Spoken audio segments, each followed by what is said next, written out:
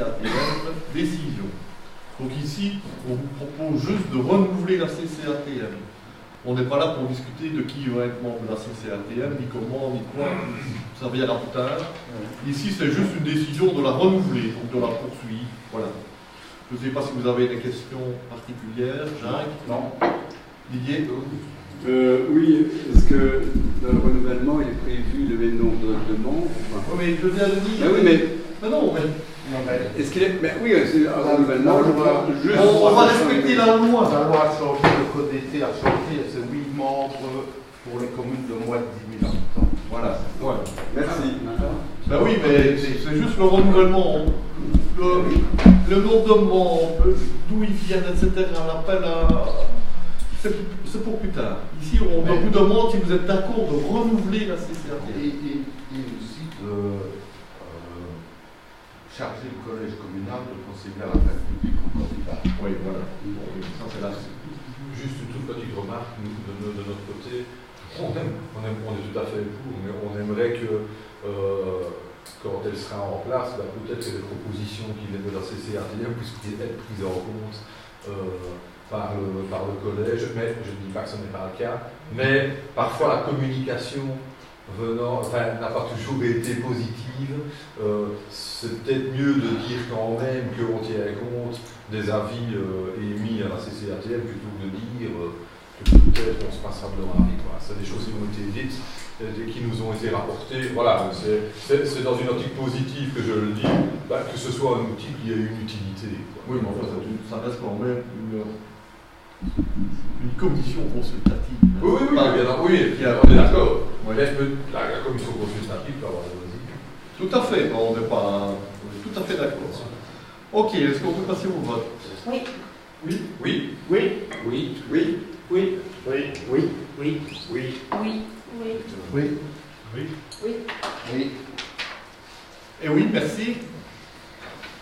Convention d'occupation des locaux durant les vacances scolaires pour les stages, modification. Je repasse ici la parole à Éric Laurent, mais ici avec la casquette des chemins de l'enseignant.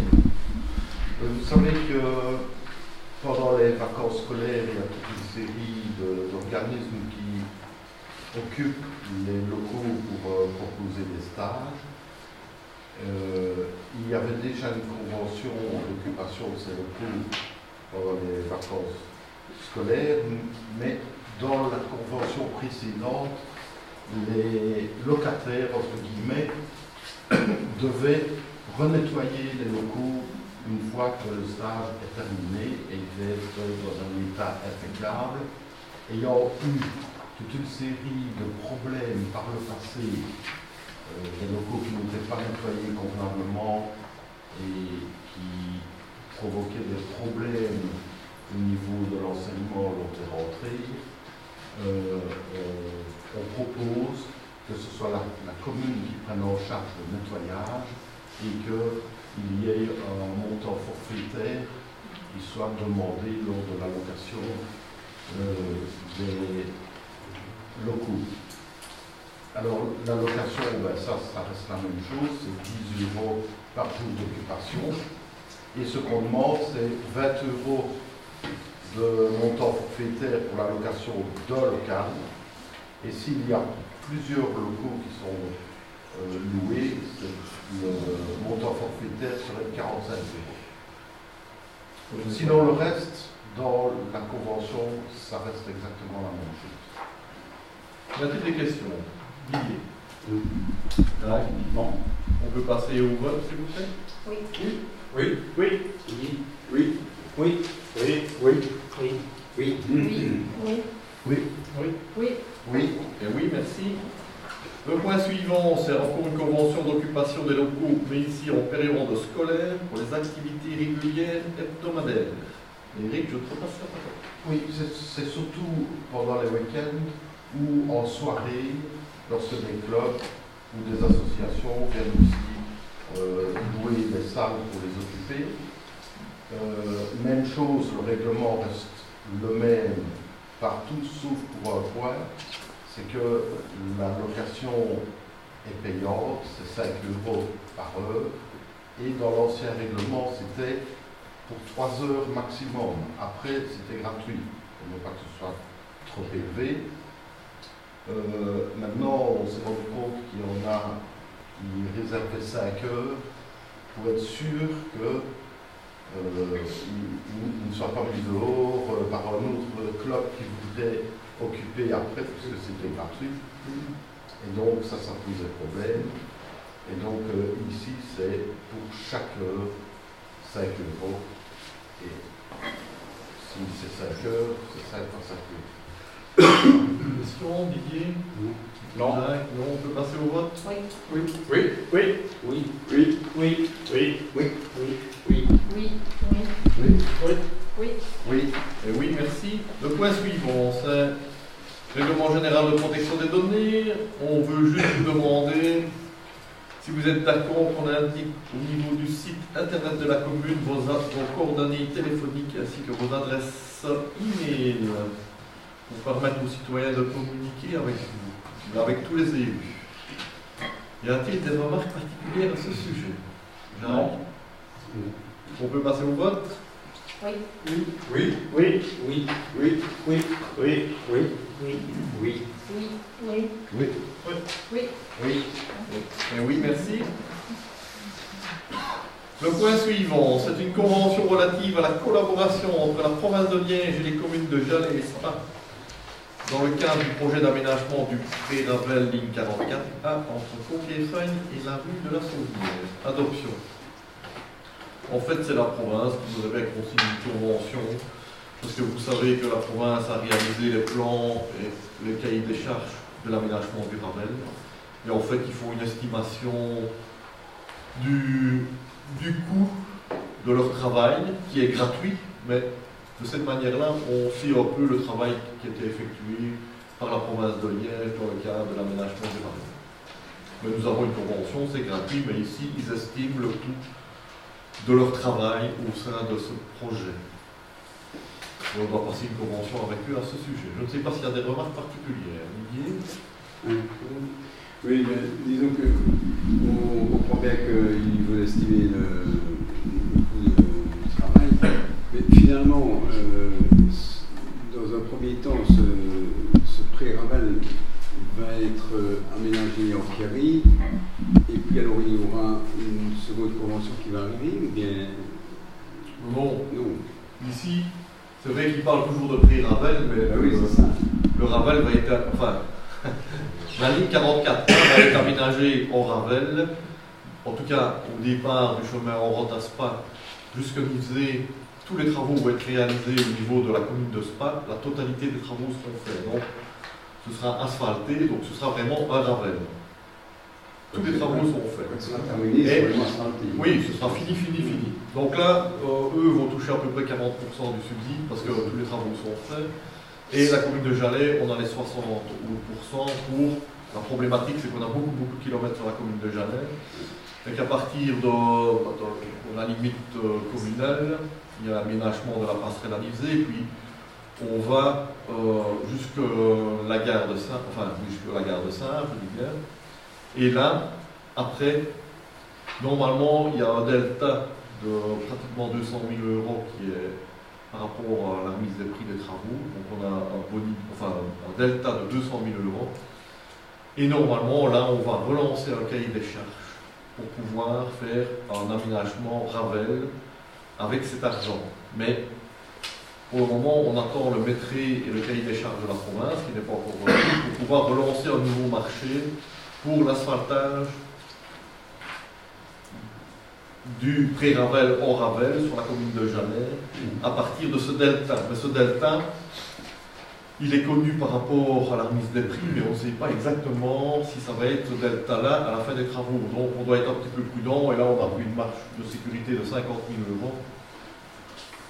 €. Donc normalement, on va faire un aménagement Ravel sur une partie du territoire de Jalais, mais on ne sait pas sur combien de mètres, ou de centaines de mètres ou de kilomètres, je n'en sais rien. Mais voilà. Il y a partir de la gare de Saint jusqu'au quai, il y avait déjà eu un traitement. Là, la gare de Saint jusqu'au quai, c'est en pré-Ravel, c'est fait déjà. Oui, il est déjà en Il est en pré-Ravel. Oui. Mais ici, ce serait, de toute façon, on aménage, on va dire, de la frontière, on va dire de la passerelle de Nivesay, à peu près, hein, c'est à quelques dizaines de mètres près, c'est là, jusque la gare de Sarre, ce sera un aménagement pré-Ravel complet. Plus une partie qui sera aménagée en Ravel, mais on ne sait pas encore sur quelle distance, en fonction de l'argent qui va rester pour pouvoir faire l'aménagement en Ravel. Voilà. Et les travaux commencent, vous le savez. Voilà, d'autres questions? Merci. Non. Non. On peut passer au vote, s'il vous plaît? Oui. Oui. Oui. Oui. Oui. Oui. Oui. Oui. Oui. Oui. Oui. Oui. Oui. Oui. Oui. Oui. Et oui, merci. Le point suivant, c'est Conseil synégétique du Val-de-Hogne. Candidature et désignation d'un délégué au sein de l'Assemblée générale et du Conseil d'administration décision. Là, au niveau du Conseil synégétique, il y avait un représentant communal qui en faisait partie, et c'était moi-même pour les années précédentes. Et on propose évidemment ma candidature à nouveau au sein du Conseil synégétique, parce que c'est une place qui est quand même très importante pour pouvoir contrôler et essayer de vraiment faire respecter les plans de tir. Alors, une petite information qui est quand même très positive, c'est que pour la première fois depuis la création du Conseil synégétique, le plan de tir a été réalisé. En 2018 ici, fin 2018, début 2019, c'est la première fois que le plan de tir réel est réalisé par le Conseil synégétique. Ils ont tiré 101% des non-boisés par rapport au quota demandé et 107% des boisés. Donc voilà. Donc cette fois-ci, ils sont certains de ne pas avoir d'amende, parce que quand les plans de tir ne sont pas respectés, il y a une amende d'office qui est appliquée. Donc voilà, ce qui est bien. En plus, cette année, ils ont bénéficié en plus d'une prolongation quand même des périodes de chasse, qui ont été prolongées en février et en janvier, notamment pour essayer d'éliminer le plus de sangliers possible. Et là, je ne peux pas vous donner le nombre de sangliers qui ont été tirés parce que la personne qui devait nous les donner n'était pas présente au dernier conseil d'administration qui a eu lieu la semaine passée. Donc voilà. Donc voilà, c'est une décision, donc il faut bien voter. Il y a des questions, pardon Didier? Non. Jacques? Oui. Oui. Oui. Oui. Oui. Oui. Oui. Oui. Oui. Oui. Oui. Oui. Oui. Oui. Oui. Et oui, j'ai oublié de préciser qu'en cas d'absence, Marc, mon premier échevin, qui me remplace au niveau du Conseil synégétique. Le point suivant, je cours pour ma forme 2019, convention de partenariat avec les SBS pour les santé adoption. Là, avant de passer la parole à Michel Parole, je crois qu'il nous a dit qu'il allait participer à le cours pour ma forme.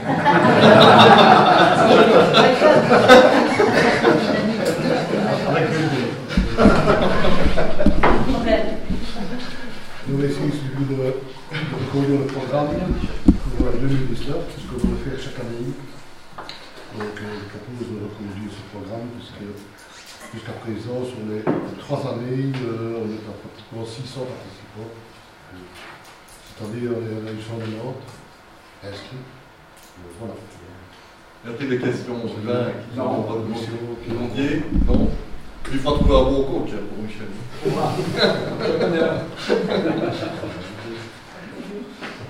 Mais on doit voter. Oui. Oui. Oui. Oui. Oui. Oui. Oui. Oui. Oui. Oui. Oui. Oui.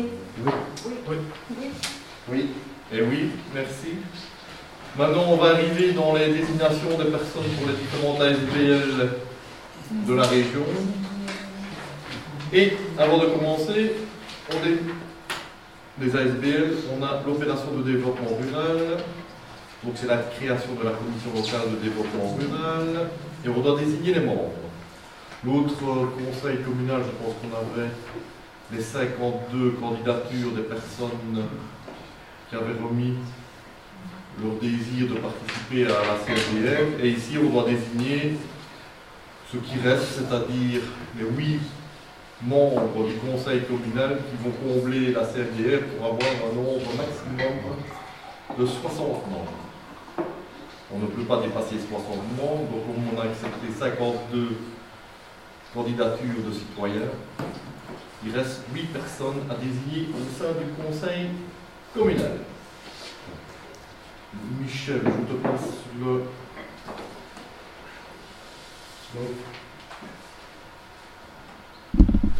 Je pense qu'on a, vous avez demandé, je crois que vous On avez va demander demandé à chaque groupe, on va voir les représentants. Donc ici, pour la CLDR, il y aura donc pour le cas communal, Michel Ponsolet, Éric Laurent, Dimitri Boussa, Francis Leroux, Suzanne Koenings, DJ Eusden, Bénédicte Aurroir et Luc Bauer. C'est bon? tout le monde est d'accord comme ça. Oui. En vous demandant vos désignations de membres, on ne voit pas. Ok, on passe au point suivant. C'est Office du tourisme de Jalessin, plus communément appelé OTJS, désignation des délégués à l'Assemblée Générale et au Conseil d'administration. Ici, il faut peut-être, avant de passer, Oui. au vote, peut-être d'abord passer le vote comme de quoi c'est pas par vote secret, ni c'est pas dit, parce que c'est deux décisions. Ah oui. Distinctes. Le conseil communal peut décider de le faire à voix levée, à voix haute comme maintenant. Donc il faut d'abord prendre la décision si on passe toutes les SBL à main levée, et puis ensuite on fera chaque SBL. Parce que si vous voulez qu'on passe au vote secret, on doit passer au vote secret.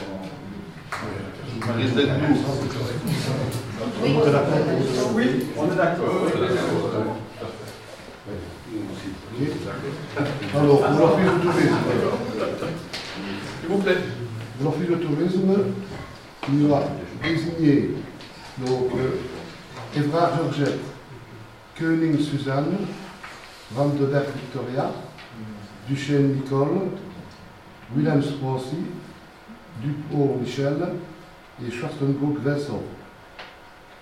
Et idem pour le conseil d'administration, puisqu'il y a 7 membres de la SVL, en l'Assemblée générale, et 7 administratifs. Ok? On remarque? Donc c'est bon pour tout le monde? Oui. On a quand même des remarques vis-à-vis de ça, parce que pour la désignation basée sur le pacte culturel, à laquelle fait référence le Code wallon du tourisme, la désignation ici se base sur le Code wallon du tourisme qui fait référence au pacte culturel, et dans ce pacte culturel, il est prévu qu'il y ait une représentation de chacune des tendances, de chacune des orientations politiques. Et donc,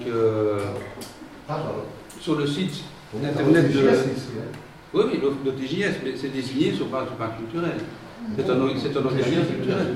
C'est son propre statut. Non. C'est sur base Du Code wallon du tourisme. Mais étant donné qu'il y a la loi de...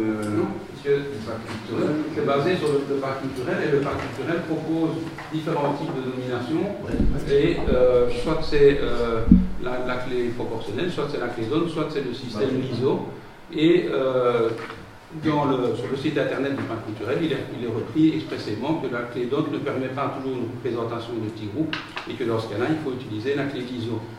Et donc, nous, on a quand même un problème avec cette manière de désigner les représentants. Évidemment, on est plus petit groupe, donc c'est certainement nous qui sommes lésés. Mais dans ce cas-ci, nous avons contacté le service du parc culturel, et on nous a bien clairement